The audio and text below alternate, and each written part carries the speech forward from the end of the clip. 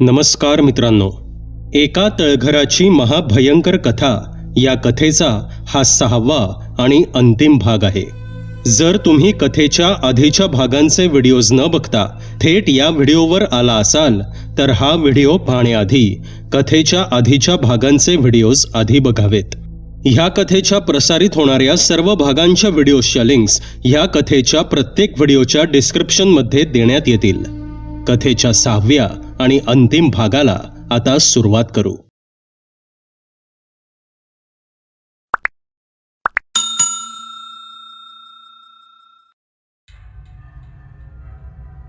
त्याने काळ्या शक्तींना आपल्या अधीन केलं आहे.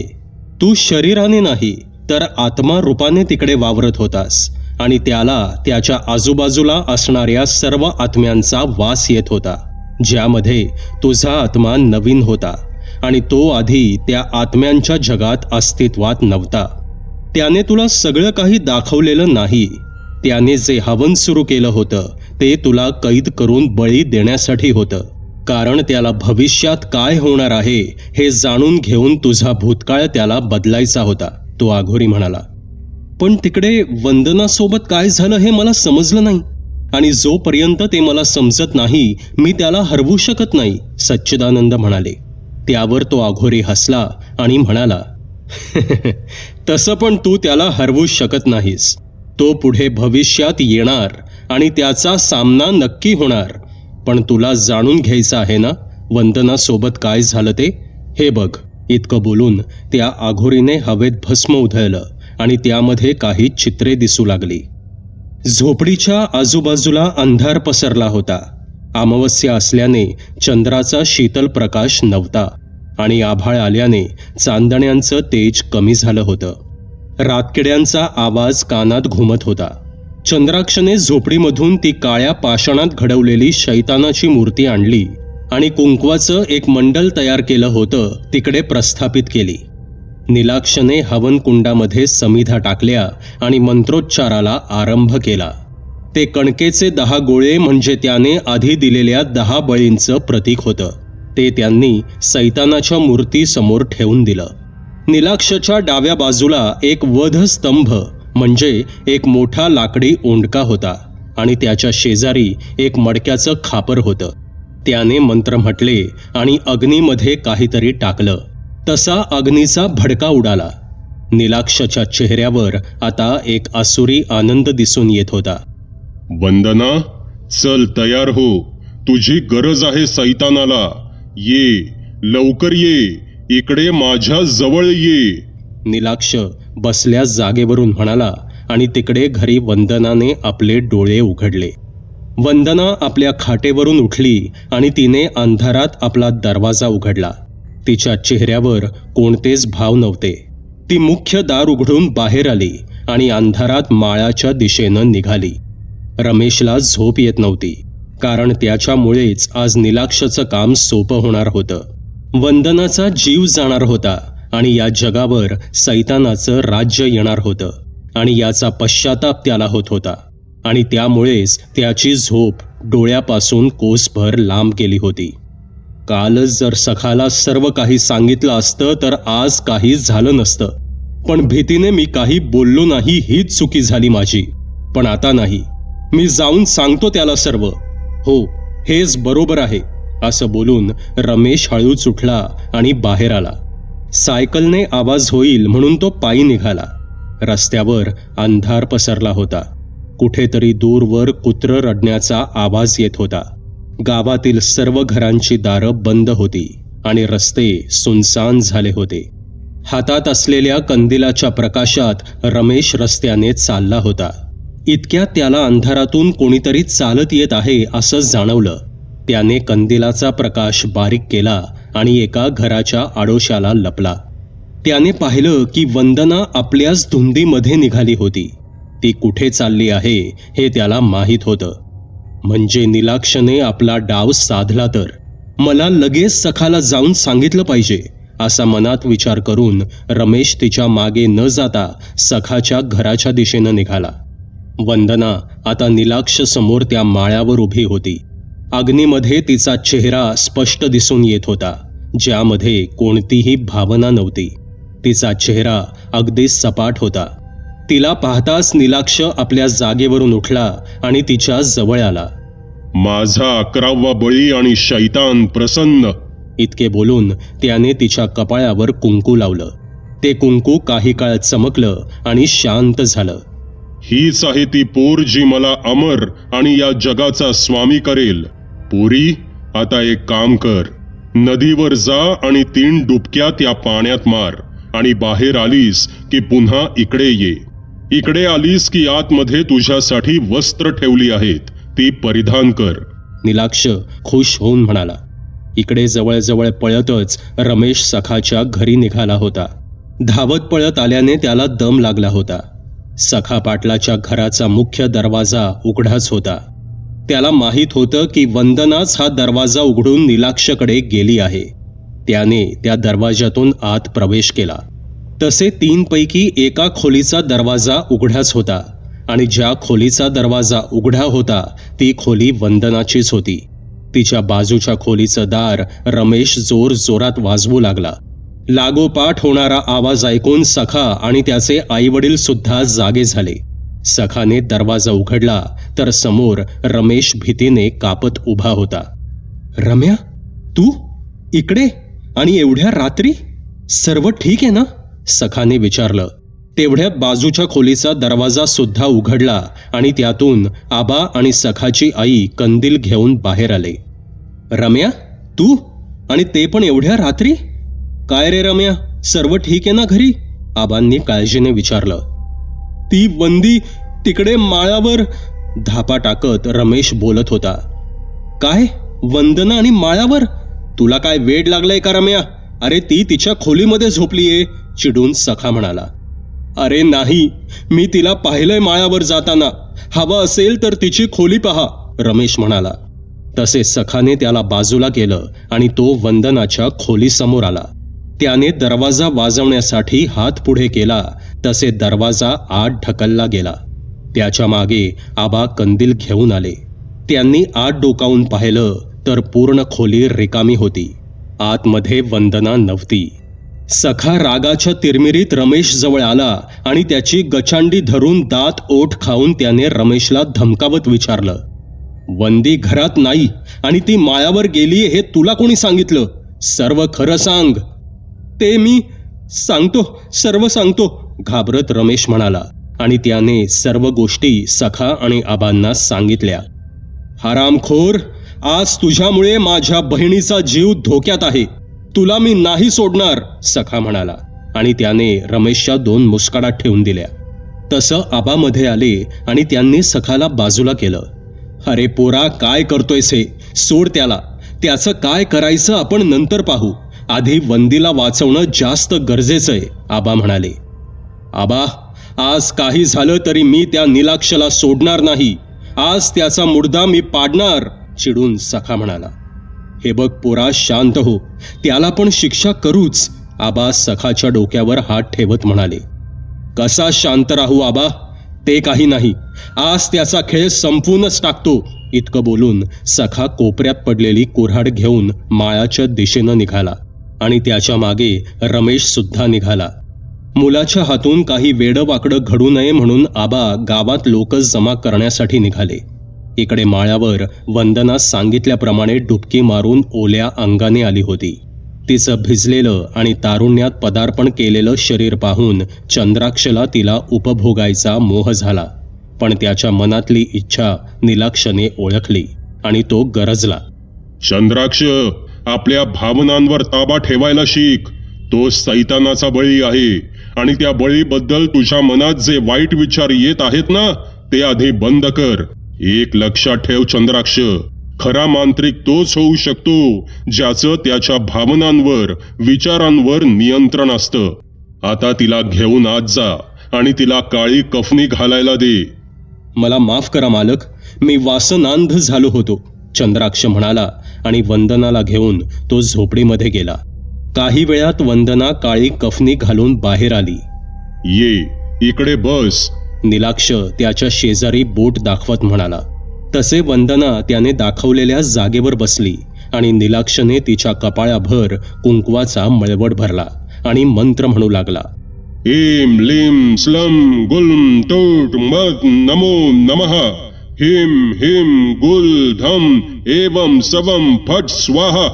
कल्म कुल्म दीत सत फूट स्वाहा. मंत्र म्हणत तो हवनात समिधा टाकत होता. काही वेळ गेला. पिवळ्या रसरशीत अग्नी आता हलका निळसर दिसू लागला होता. ते पाहून नीलाक्ष आणि चंद्राक्ष यांच्या चेहऱ्यावर स्मित उमटू लागलं होतं. त्या निळ्या अग्नीचा प्रकाश म्हणजे सैतानाच्या आगमनाचा संकेत होता. वंदना, आता तयार हो. तुझा बळी मी शैतानाला देणार आहे. उठ आणि त्या उंडक्यावर आपली मान ठेव. नीलाक्ष हुकमी आवाजात म्हणाला. त्याच्या वशीकरणाखाली असलेली वंदना उठली आणि ती ओंडक्याच्या दिशेनं निघाली.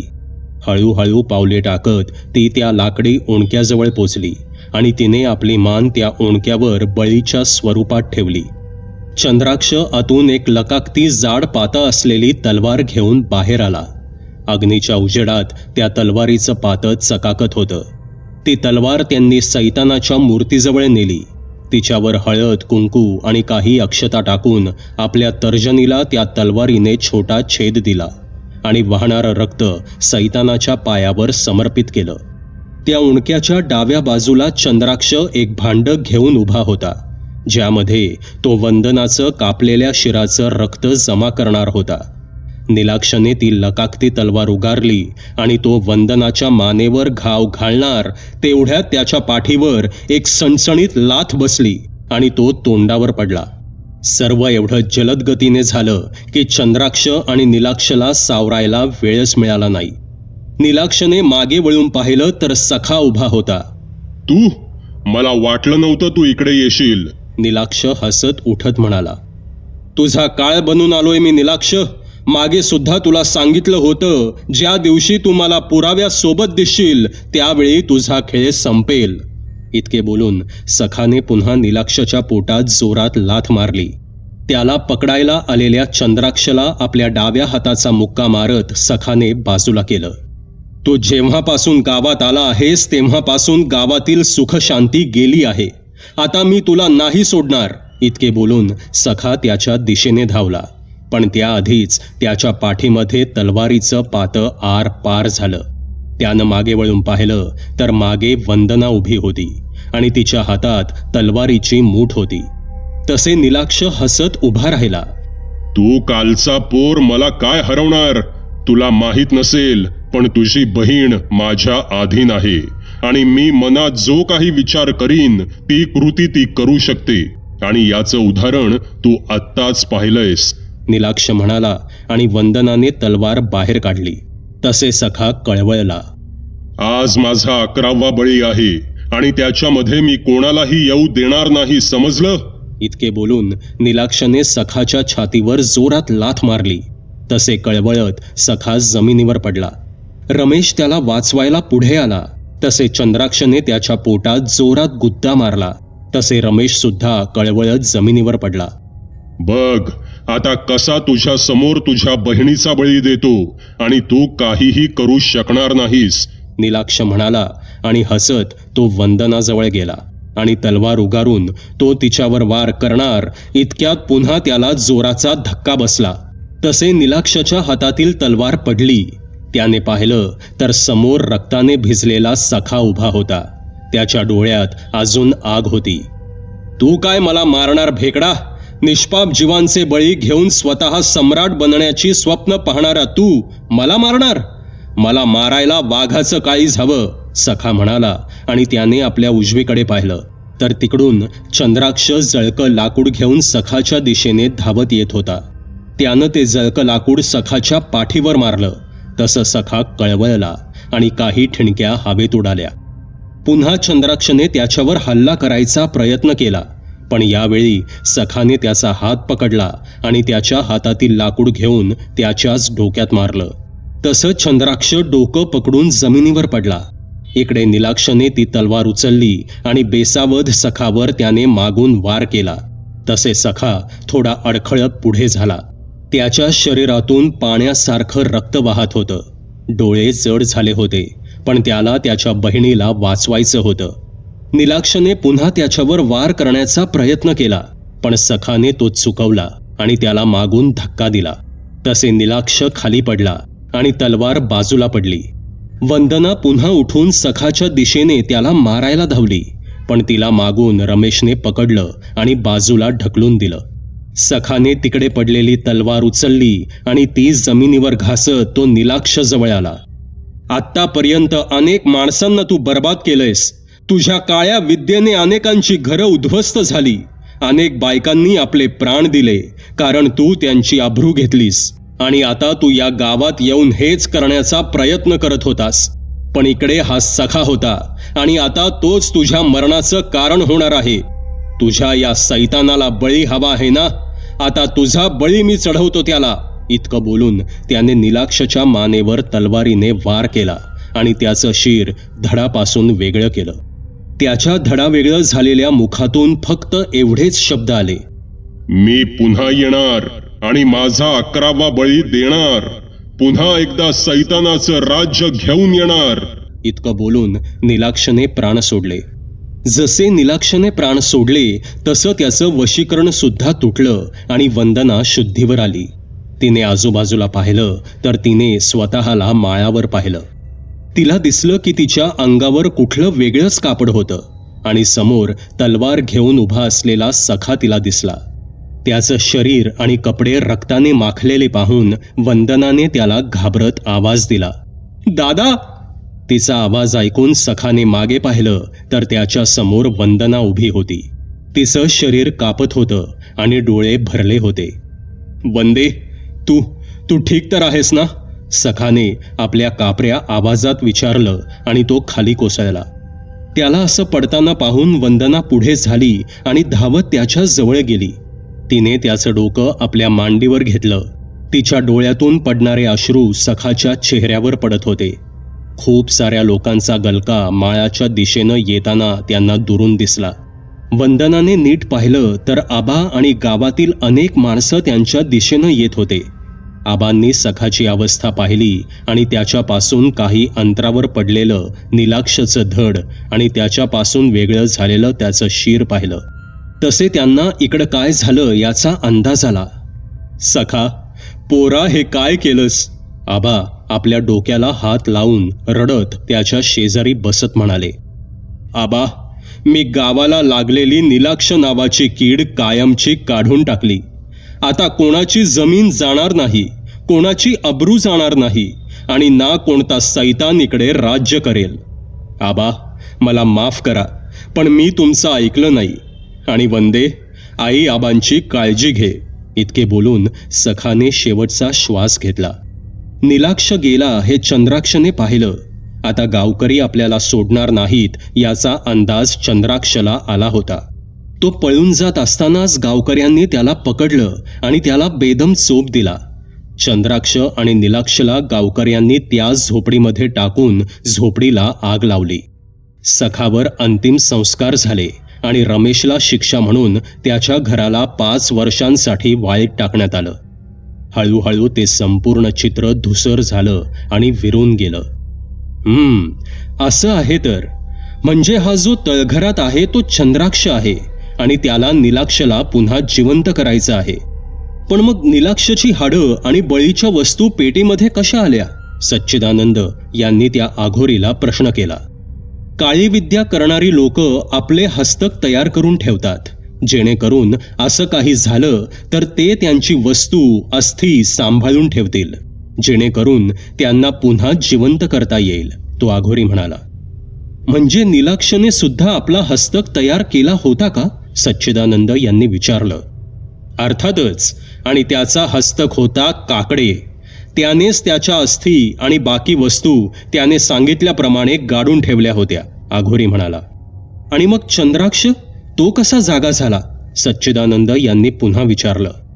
त्याला जिवंत जाळलं गेलं होतं.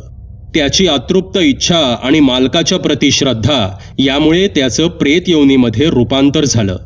बिशन काकडे म्हणजे काकडेचा नातू त्याने ती जमीन बळवंत यांना विकली आणि जेव्हा त्यावर तळघर बनवायचं काम सुरू झालं तेव्हा चंद्राक्षचा आत्मा मुक्त झाला आणि ती पेटी सुद्धा सापडली. खजिन्याचा मोह आणि लोभ यामुळे बळवंत यांनी ती पेटी उघडली आणि त्यांच्या मागे चंद्राक्षचं प्रेत लागलं आणि त्या त्रासापासून सुटका करून घेण्यासाठी त्यांनी आत्महत्या केली. तो अघोरी म्हणाला. म्हणजे त्या तळघरात चंद्राक्षला बंद करणारा जो अघोरी होता ते तुम्ही होतात? आश्चर्याने सच्चिदानंद यांनी विचारलं. हो, तो मीच आहे आणि तुला माझी गरज पुन्हा लागणार आहे तेव्हा मी तुला भेटेन. एक लक्षात ठेव, श्रीवल्ली सुद्धा त्याच मुहूर्तावर जन्मलेली आहे आणि म्हणूनच तिचा वापर चंद्राक्ष आधी त्याच्या मालकाला जिवंत करण्यासाठी करणार आणि मग तिचा बळी देऊन सैतानाचं राज्य घेऊन येणार. पण यावेळी त्याला आपण मात देणार आणि त्याची मुक्ती ही यावेळेस कायमची असणार. तो अघोरी म्हणाला. तुमची हरकत नसेल तर तुमचं नाव विचारू शकतो का मी? सच्चिदानंद यांनी विचारलं.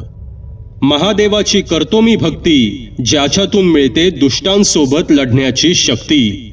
वाईट आत्म्यांसाठी आहे मी कर्दनकाळ, भैरव नाव माझं, मी शंभूचा बाळ. हर हर महादेव. इतकं बोलून भैरवाने पुन्हा भस्म हवेत उधळलं आणि इकडे वर्तमानात सच्चिदानंद यांनी डोळे उघडले. त्यांच्या चेहऱ्यावर भैरवला भेटण्याचं समाधान होतं. अनेक गोष्टींचा उलगडा आता त्यांना झाला होता. हात जोडून त्यांनी आपल्या गुरुला नमन केलं आणि ते जागेवरून उठले. सच्चिदानंद यांना नीलाक्ष आणि चंद्राक्ष यांचा अंत कसा झाला हे तर आता समजलं होतं आणि त्यात त्यांची भैरवशी सुद्धा ओळख झाली होती. त्यांच्या चेहऱ्यावर समाधान दिसून येत होतं. सच्चिदानंद यांना अंदाज नव्हता की त्यांना त्या अवस्थेमध्ये जाऊन किती वेळ झाला होता. ते उठले आणि त्यांनी खोलीची खिडकी उघडली. तसे हवेची एक गार झुळूक त्यांना स्पर्शून गेली. संध्याकाळ झाली होती. त्यांनी आपला मोबाईल पाहिला आणि त्यावरून त्यांना समजलं की ते 2 रात्री आणि 1 दिवस त्या अवस्थेमध्ये होते. त्यांच्या मोबाईलवर आज सकाळपासून महादेव आणि सुधाकर यांचे 15 ते 20 कॉल येऊन गेले होते. तिकडे काय झालं असेल याचा अंदाज त्यांना आला होता. त्यांनी पंचांग उघडलं आणि आजची तिथी आणि अमावस्या सुरू होण्याची वेळ पाहिली आणि त्यांनी महादेव यांना फोन केला. हॅलो महादेव, सच्चिदानंद बोलतोय. ते पुढे काही बोलणार इतक्यात महादेव म्हणाले, आमची श्रीवल्ली घरातून गायब झाली आहे आणि आमचा असा अंदाज आहे की ती पुन्हा कोठीमध्ये गेली आहे. महादेव रडवेल्या स्वरात म्हणाले. हे पहा महादेव, तिला काहीही होणार नाही. तिची काळजी तुम्ही करू नका. मी तिकडे येतोय, सच्चिदानंद म्हणाले आणि त्यांनी फोन ठेवून दिला. सच्चिदानंद यांनी आंघोळ केली आणि तयारी करून त्यांच्या गुरुने दिलेली माळ आणि शाल घेऊन ते निघाले. सूर्य पश्चिमेकडे झुकू लागला होता. त्याचा तो शेवटचा लालसर भाग पाहून सच्चिदानंद यांच्या मनात भीती दाटून येत होती. जर नीलाक्ष पुन्हा जिवंत झाला तर त्याचा मुकाबला मी करू शकेन का? त्याची शक्ती माझ्यापेक्षा जास्त आहे. माझ्या समाधी अवस्थेमध्ये माझं ते अभेद्य कवच त्याने सहज पार करून मला पाहिलं होतं. माझ्या मदतीला भैरव नक्की येतील ना? असे एक ना अनेक प्रश्न त्यांच्या डोक्यात पिंगा घालत होते. सच्चिदानंद यांना अशी भीती आधी कधी वाटली नव्हती जेवढी आत्ता वाटत होती. साधारण अर्ध्या तासात ते सुधाकर यांच्या इमारतीखाली पोचले. सच्चिदानंद यांनी घरात प्रवेश केला तेव्हा पाहिलं की शुभांगीचे डोळे रडून लाल झाले होते. तिकडे असलेल्या प्रत्येकाचा चेहरा उतरला होता. सच्चिदानंद, बरं झालं तुम्ही आलात. आम्हाला तर काय करावं काहीच समजत नव्हतं, सुधाकर पुढे येऊन म्हणाले आणि त्यांनी त्या रात्री जे घडलं ते सांगितलं. मला वाटलंच होतं असं काहीतरी होणार, म्हणून तर मी ती उदी तुम्हाला दिली होती. काळजी करू नका. कधी गेली ती? सच्चिदानंद यांनी विचारलं. आज दुपारी अचानकच ती शुद्धीवर आली आणि संमोहित झाल्यासारखी ती वागू लागली. तिने दरवाजा उघडला आणि ती बाहेर आली. तिच्या चेहऱ्यावर कोणतेच भाव नव्हते. डोळ्यांची कोणतीच हालचाल होत नव्हती. तिला अडवण्याचा आम्ही खूप प्रयत्न केला पण नाही जमला आम्हाला. शुभांगीला तिने ढकलून दिलं आणि ती बाहेर पडली, महादेव म्हणाले. महादेव, श्रीवल्लीचा जन्म अशा नक्षत्रात झाला आहे ज्यामध्ये तिचा बळी दिला तर इकडे शैतानाचं राज्य येईल आणि तो 11वा बळी म्हणजे शेवटचा बळी आहे, सच्चिदानंद म्हणाले. म्हणजे मला समजलं नाही. आमच्या श्रीवल्लीचा सैतानाला या जगात आणण्यासाठी बळीसारखा वापर होणार आहे?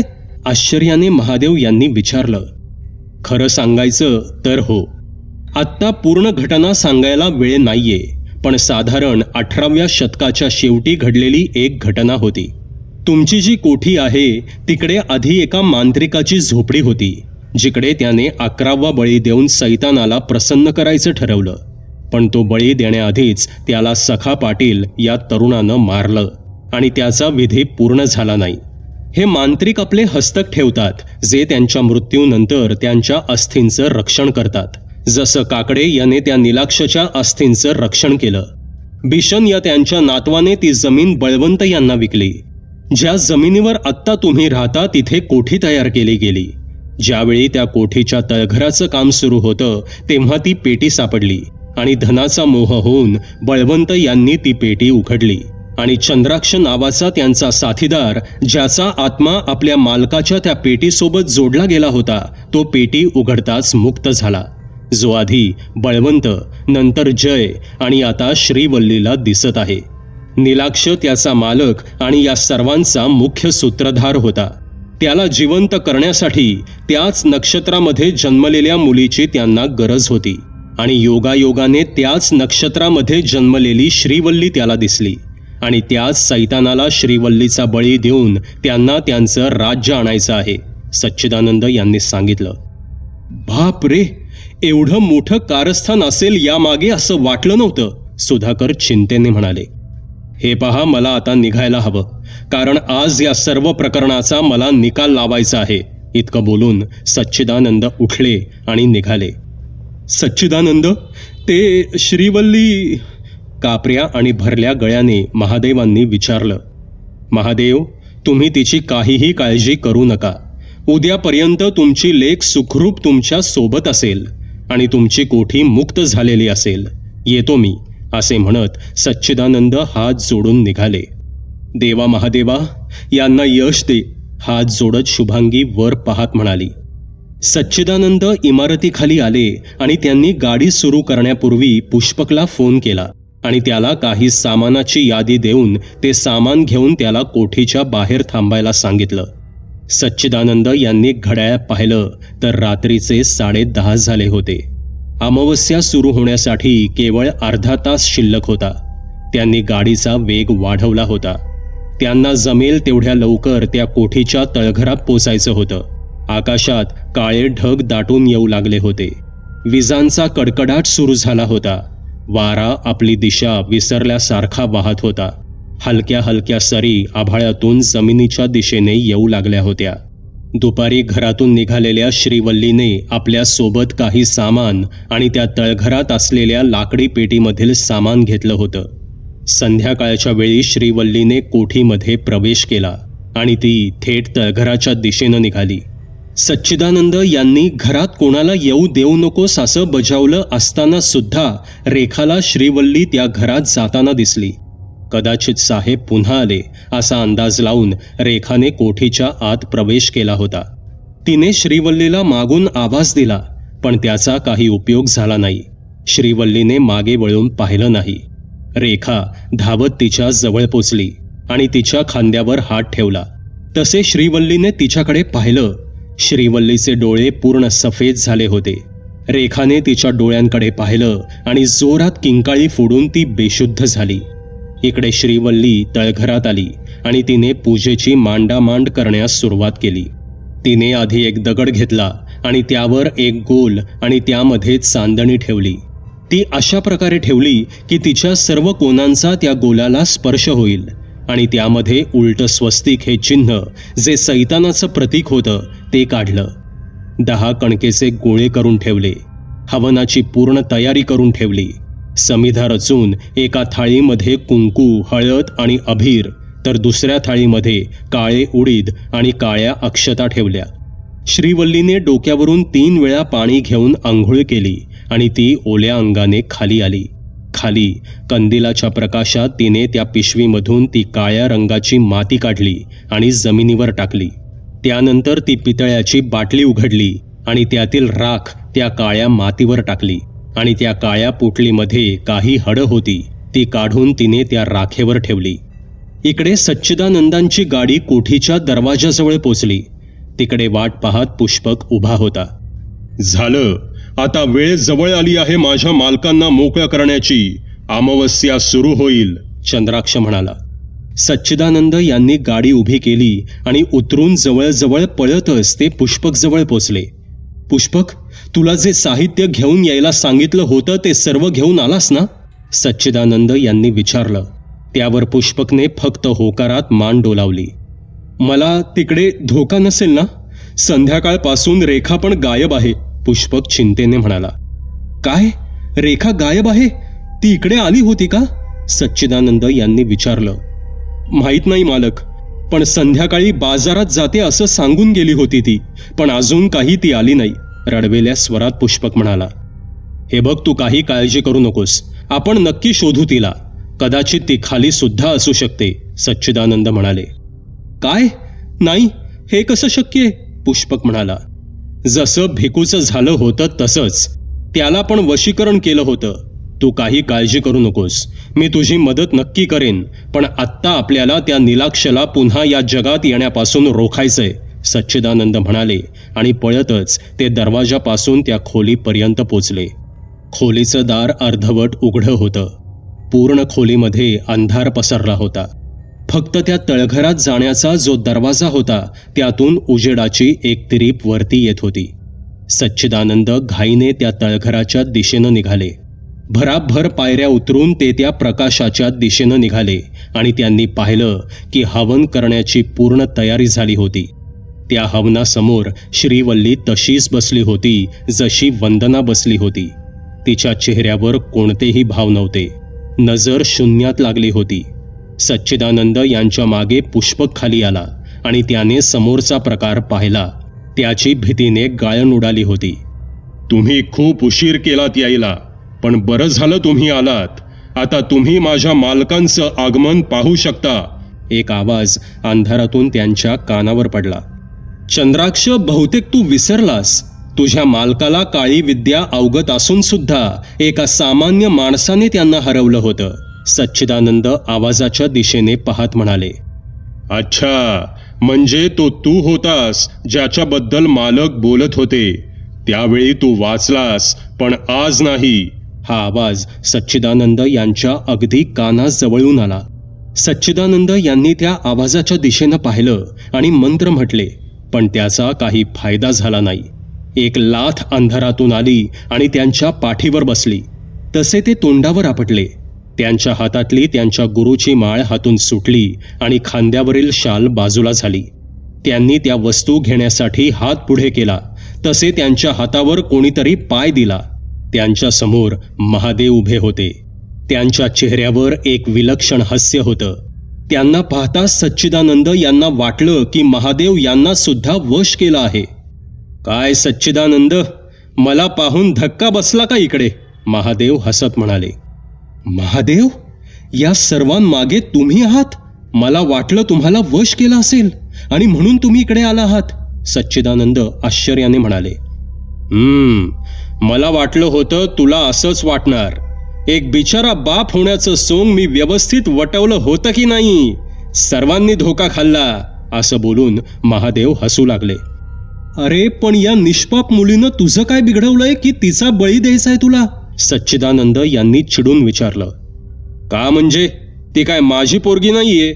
माझ्या मित्राची लेक आहे ज्याच्या संपत्तीवर माझा डोळा होता आणि त्याची संपत्ती हडपण्यासाठी त्याचा अपघात घडवून आणला आणि त्याला मारला.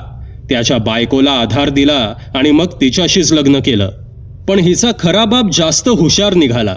त्याने सर्व संपत्ती हिच्या नावावर केली होती जी तिला अजून 3 वर्षांनी मिळाली असती आणि तेच मला नको होतं. म्हणून जेव्हा मी पहिल्यांदा ही खोली उघडली तेव्हाच मला समजलं होतं की ही खोली झपाटलेली आहे. जयला फोन करून मी सर्व माहिती घेतली होती आणि तेव्हा मला समजलं की या तळघरात काहीतरी अभद्र आहे. जेव्हा सुधाकर हॉस्पिटलमध्ये होते तेव्हा मी पुन्हा इकडे आलो आणि या चंद्राक्ष सोबत डील केलं. ते असं होतं की मी त्याला त्याच्या मालकांसाठी आणि बळीसाठी एक पवित्र शरीर देणार आणि त्या बदल्यात तो मला अभय देणार आणि सर्व संपत्ती मला मिळणार. त्या दिवशी श्रीला गाडीमधून मीच इकडे सोडलं होतं. आज सुद्धा मीच तिला बाहेर पडायला मदत केली. या सर्व गोष्टींमागे मीच होतो, हसत महादेव म्हणाले. सच्चिदानंद हळूहळू माळेच्या दिशेने हात पुढे करत असताना मागे उभ्या असलेल्या भिकूने त्यांच्या डोक्यात प्रहार केला. सच्चिदानंद कळवळत तोंडातल्या तोंडात मंत्र म्हणू लागले होते. तू कितीही प्रयत्न करून पहा, पण त्याच्या मनावर माझा ताबा आहे आणि त्याला फक्त माझे शब्द ऐकू येतात. तुझे मंत्र आता काही उपयोगाचे नाहीयेत, चंद्राक्ष म्हणाला आणि जोरजोरात हसू लागला. सच्चिदानंद यांच्या मदतीला पुष्पक धावत पुढे आला. तसे त्याच्या पण मागून पाठीवर लाथ बसली आणि तो खाली पडला. जेव्हा त्याने वळून पाहिलं तेव्हा त्याच्या समोर रेखा होती, त्याची पत्नी रेखा, जी संध्याकाळपासून गायब झाली होती. रेखाचे सुद्धा डोळे सफेद झाले होते आणि तिच्या चेहऱ्यावर सुद्धा तसंच विक्षिप्त हास्य होतं. पुष्पक तिच्याकडे डोळे मोठे करून पाहत होता. एका अंधाऱ्या कोपऱ्यातून हसत चंद्राक्ष बाहेर आला. त्याचं ते सडलेलं शरीर आणि विकृत हसणं कानात घुमत होतं. पुष्पक, तुला कसा विसरेन? तुला पण वश करण्याचा प्रयत्न केला होता, पण तुझ्या गळ्यातील लॉकेटमुळे तू वाचलास, म्हणून मग मी रेखाला वश केलं, महादेव म्हणाले आणि हसू लागले. तुझ्यासारखा नीच माणूस बाप म्हणून घ्यायच्या लायकीचा नाहीये, चिडून पुष्पक म्हणाला. तसे चिडून महादेव यांनी त्याच्या पोटात एक लाथ मारली. तसे तो जमिनीवर पडला. माझी लायकी काढतोस तू? 1.5 दमडीचा नोकर तू. तुला तर, इतके बोलून जमिनीवर पडलेल्या पुष्पकच्या तोंडावर महादेव यांनी जोरात लाथ मारली. सच्चिदानंद, तुझ्यावर सुद्धा मी वशीकरणाचा प्रयोग करून पाहिला होता, पण तो यशस्वी नाही झाला. तुझी शक्ती माझ्या शक्तीच्या पुढे थोडी कमी आहे. जे लोक तळघरात आले होते त्यांच्या भीतीचा मी वापर केला आणि त्यांना इकडे येण्यापासून रोखलं होतं. पण त्या दिवशी तू पेटी घेऊन आलास आणि मला तुझ्या शक्तीचा अंदाज आला. मला माहीत होतं माझं मायाजाल तू क्षणात नष्ट करणार. पण जर माणसं माझी गुलाम झाली आणि त्यांना फक्त माझाच आवाज ऐकू येईल असं झालं तर तुझे मंत्र आणि विद्या सारं काही कामाचं उरलं नसतं. आणि तेच झालं. तुम्ही दोघे माझ्या पुढे हतबल आहात. आता तुझ्या समोर मी माझ्या मालकांना जिवंत करतो आणि तुला माहीत आहे का त्यांना कोणाचं शरीर धारण करायचंय? तुझं.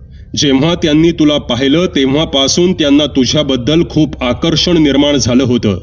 तुझा बळी तेव्हाच गेला असता आणि मालकांनी तुझं शरीर तेव्हाच घेतलं असतं जर तो गोसाव्यामध्ये आला नसता. पण हरकत नाही, आता पण माझ्या मालकांना शरीराची गरज आहे आणि तुझं शरीर एक उत्तम निवड असेल. इतके बोलून चंद्राक्ष हसला आणि त्याने श्रीवल्लीकडे पाहिलं. श्रीवल्लीने शेजारी ठेवलेला एक चाकू उचलला आणि आपल्या उजव्या हाताच्या अंगठ्यावर ठेवला. नाही श्रीवल्ली, नाही, असं नको करूस. सच्चिदानंद यांनी तिला अडवण्याचा प्रयत्न केला, पण त्याचा काही उपयोग झाला नाही.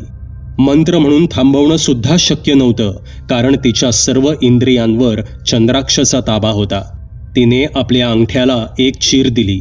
त्यातून निघालेल्या रक्ताची धार तिने खाली ज्या अस्थी मांडल्या होत्या त्यावर सोडली. त्या जागेवर एक छोटं वावटळ तयार झालं, ज्यामध्ये त्या वस्तू गोल फिरू लागल्या आणि हळूहळू एक धूळ आकार घेऊ लागलं. मानव सदृश्य ते धूळ हवेत तरंगत होतं. वावटळ शांत झालं आणि त्या मानव सदृश्य धुडाने सच्चिदानंद यांच्या दिशेने चाल केली आणि त्यांच्या शरीरात प्रवेश केला. विजेचा झटका लागावा तसे सच्चिदानंद यांचं शरीर कापलं आणि शांत झालं. भिकूने पकडून ठेवलेले त्यांचे हात मोकळे केले. ते आपल्या गुडघ्यावर खाली मान घालून बसले. चंद्राक्ष, पूजेची सर्व तयारी झाली का? एक घोगरा आवाज तळघरात घुमला. हो मालक, फक्त तुमची प्रतीक्षा करत होतो, चंद्राक्ष म्हणाला आणि त्याचं बोलणं ऐकून सच्चिदानंद यांनी तोंड वर केलं. त्यांचे डोळे पूर्ण काळे झाले होते. चेहऱ्यावर एक विक्षिप्त हास्य उमटलं होतं. सच्चिदानंद उठले आणि त्यांनी आजूबाजूला पाहिलं. एक जोरात श्वास घेऊन त्यांनी आजूबाजूची हवा आपल्या फुफ्फुसात भरली. किती वर्षांनी मी आज असा मोकळा श्वास घेतलाय. याचं शरीर मला जास्त काळ साथ देऊ शकणार नाही. कारण याच्या शरीरात सकारात्मक ऊर्जा खूप आहे. लवकरात लवकर मला विधी पूर्ण करावा लागेल, म्हणजे सैतान प्रसन्न होईल आणि मला या असल्या शरीराची गरज उरणार नाही. सच्चिदानंद आपल्या घोगऱ्या आवाजात म्हणाले. जिकडे हवन होतं तिकडे त्यांनी काळ्या अक्षतांनी एक वर्तुळ तयार केलं, जेणेकरून कोणतीही शक्ती त्या वर्तुळाच्या आत प्रवेश करू नये आणि त्यांनी जे योजलं आहे ते नीट पार पडेल.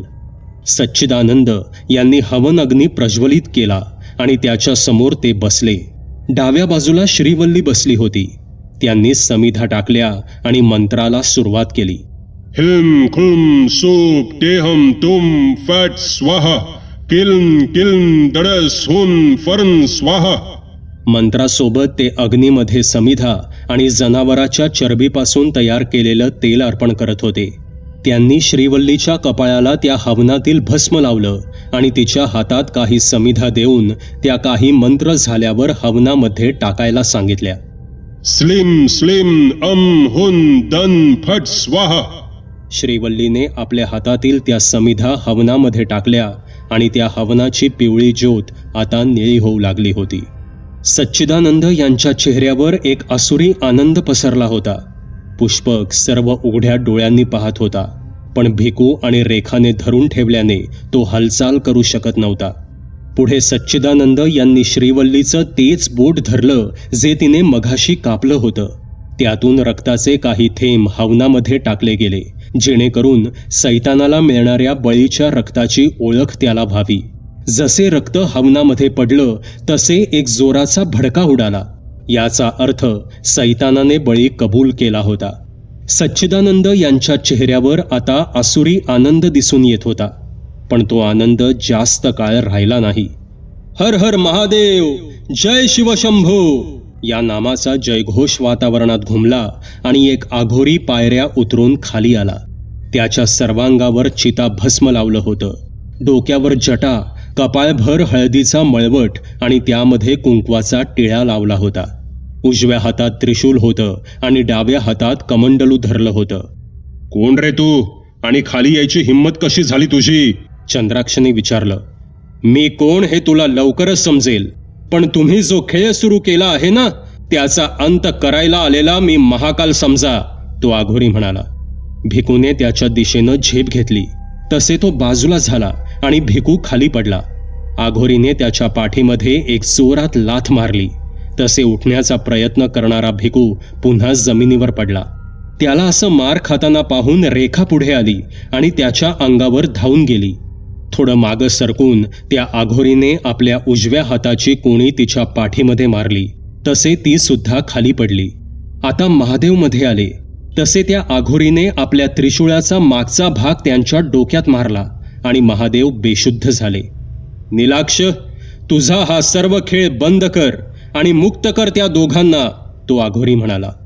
ते शक्य नाही. तुझ्यात हिंमत असेल तर माझ्या शक्तीचा सामना कर.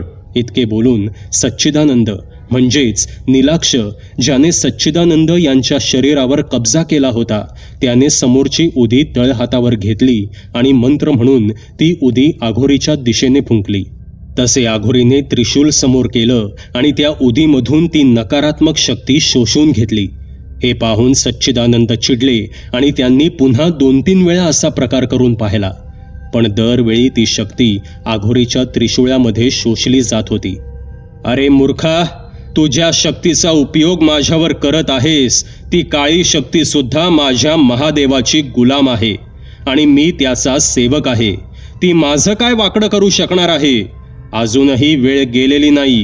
हे सर्व बंद कर आणि मी तुला मुक्ती देतो, तो आघोरी म्हणाला. नाही मालक, याचं काही ऐकू नका. तुम्ही विधी सुरू ठेवा, याच्याकडे मी पाहतो, असे बोलून चंद्राक्ष त्या वर्तुळाच्या बाहेर गेला. तू माझा सामना नाही करू शकत आणि तुझी मुक्ती माझ्या हातून नाहीये चंद्राक्ष, आघोरी म्हणाला. ते नंतर पाहू, आधी माझा सामना कर, इतके बोलून चंद्राक्ष आघोरीवर धावून गेला. चंद्राक्षला समोरून हल्ला करायला येताना पाहून आघोरीने आपलं त्रिशूळ जमिनीवर आपटलं. त्यातून कंपनं तयार झाली, ज्याने जमीन थोडी हादरली. तसे चंद्राक्ष जमिनीवर पडला आणि त्याला असं पडलेलं पाहून सच्चिदानंद म्हणजेच नीलाक्ष जागेवरून रागाने उठला आणि वर्तुळा बाहेर आला आणि आघोरीच्या दिशेने धावला. तसे आघोरीने त्याला धरलं आणि जमिनीवर आपटलं आणि त्याच्या कपाळावर आपला अंगठा लावला आणि मंत्र म्हटला, ओम दलबिस्लम क्लीन कुलट आत्मा बंधन मुक्ती नमो नमः. क्षणात सच्चिदानंद यांच्या शरीरातून एक काळी आकृती बाहेर पडली. ती हवेत तरंगत होती. त्याचं मानव सदृश्य शरीर होतं. त्वचा विरहित गोल गरगरीत डोकं होतं. रिकाम्या खोबण्या आणि नाकाच्या जागी एक मोकळा छेद होता. सर्व दात आणि गालांची हाडं दिसून येत होती. शरीरावर मांसाचे तुकडे जागोजागी लोंबत होते, ज्यामधून घाण द्रव स्त्रवत होता. सच्चिदानंद शुद्धीवर आले आणि त्यांनी पाहिलं, समोर भैरव उभे होते. भैरव, तुम्ही आलात? सच्चिदानंद हात जोडून म्हणाले. भैरव? तर तुझं नाव भैरव आहे. खूप ऐकलं होतं तुझ्याबद्दल, पण आता तू जिवंत नाही राहणार. इतके बोलून नीलाक्षचं धूड भैरवांच्या दिशेने चाल करून आलं. तसे भैरवने आपल्या हातातील त्रिशूळाने त्याचं मस्तक भेदन केलं. नीलाक्षचं मुंडकं पुन्हा धडा वेगळं झालं आणि ते जसं जमिनीवर पडलं तसं ते सडू लागलं आणि हवेत विरून गेलं. आपल्या मालकाचा झालेला अंत पाहून चंद्राक्ष चवताळला आणि भैरवांच्या दिशेने चाल करून येऊ लागला. तसे सच्चिदानंदांनी जमिनीवर पडलेली शाल घेतली आणि ती चंद्राक्षच्या अंगावर टाकली. जशी ती शाल अंगावर पडली तसे चंद्राक्ष जोर जोरात ओरडू लागला. सच्चिदानंद यांनी आपल्या गुरुच्या माळेने त्याच्यावर हल्ला केला.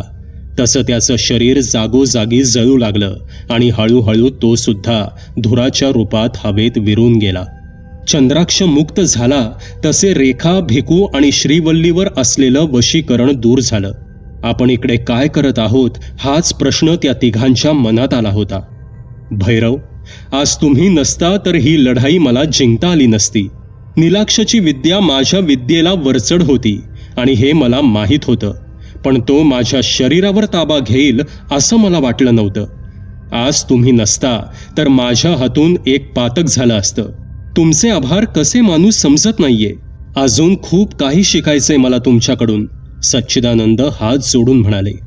तसे भैरव हसले आणि म्हणाले, तू तिकडेच हरलास जेव्हा तुझ्या हे मनात आलं की शाल आणि माळ पडली म्हणजे तू काहीही करू शकत नाहीस.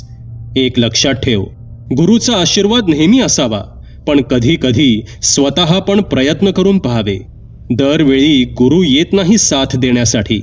आता हे तळघर मुक्त झालं आहे आणि त्याचबरोबर माझं काम सुद्धा झालं आहे. या सर्वांना अनेक प्रश्न असतील. तू त्यांच्या प्रश्नांची उत्तरं दे. मी येतो, भैरव म्हणाला. पुन्हा कधी गरज लागली तर? सच्चिदानंद यांनी विचारलं. लागणार नाही, कारण तुझ्या कपाळावर अंगठा ठेवून मी माझी विद्या तुला दिली आहे आणि जर गरज लागलीच तर हा भैरव नक्की येईल. हर हर महादेव. इतके बोलून भैरव अंधाराच्या दिशेनं निघाले आणि अंधारात अदृश्य झाले. पुष्पकने पोलिसांना फोन केला आणि महादेव यांना अटक झाली. त्यांना घेऊन जात असताना शुभांगीने त्यांच्याकडे पाहिलं आणि त्यांचा गळा पकडून रडत म्हणाली, तुला पैसे पाहिजे होते म्हणून आधी माझा नवरा आणि आता माझ्या लेकीचा बळी घ्यायला निघाला होतास तू. तुला मी कधीच माफ नाही करू शकत. वसुधाने तिला सावरलं. हळूहळू पहाट होऊ लागली होती. सूर्याची सोनेरी किरणं त्या कोठेवर पडू लागली होती.